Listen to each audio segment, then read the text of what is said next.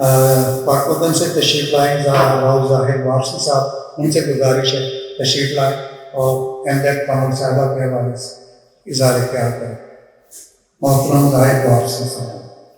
بہت شکریہ جی عزت افزائی کا۔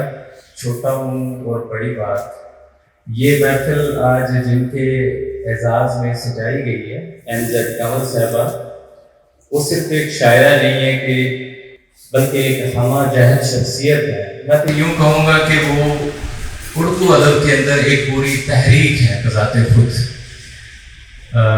میں نے بہت سے شاعروں کو پڑھا ہے، سنا ہے، دیکھا ہے، لیکن میں نے اتنی محنت کے پوری ڈیووشن کے ساتھ اپنی ساری زندگی کتابوں کے لیے، شاعری کے لیے اور ادب کے لیے انہوں نے وقف کر دی، تو ان کے لیے ایک بہت بڑا اعزاز ہے۔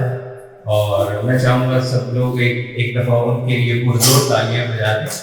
تو میں ناچیز ظاہر وارسی ایک کی شفقت میں یہ جب بھی جہاں بھی بلاتے ہیں میں آپ پہنچ جاتا ہوں۔ تو ان کی تنظیم ہے جگنو انٹرنیشنل، ان کے نام ایک کتاب میں نے لکھا ہے، وہ آپ کے گوش گزار کرتا ہوں، سنیے گا ذرا کہ اندھیرے جب کبھی ہم کو ڈرانے آ گئے، اندھیرے جب کبھی ہم کو ڈرانے آ گئے، ہمارے واسطے جگنو اکٹھے ہو گئے، اور محبت ڈٹ گئی نفرت کے آگے اس طرح، محبت ڈٹ گئی نفرت کے آگے اس طرح، ستارے تتلیاں جگنو اکٹھے ہو گئے۔ بہت ظاہر وارسی صاحب اظہار خیال بھی کر رہے تھے اور انہوں نے منظوم خراج تحسین بھی پیش کیا، اور انہوں نے جگنو کا ذکر کیا اپنے شعروں میں۔ تو میں تھوڑی سی وضاحت کر دوں کہ جگنو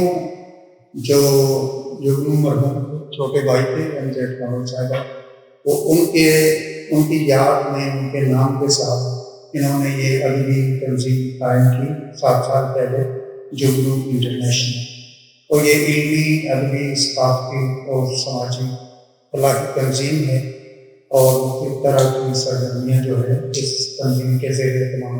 ادبی پروگرام کی کوریج کے لیے ویو ٹی وی کی خدمات حاصل کریں اور شامل ہو جائیں ادبی دائرہ پروگرام میں۔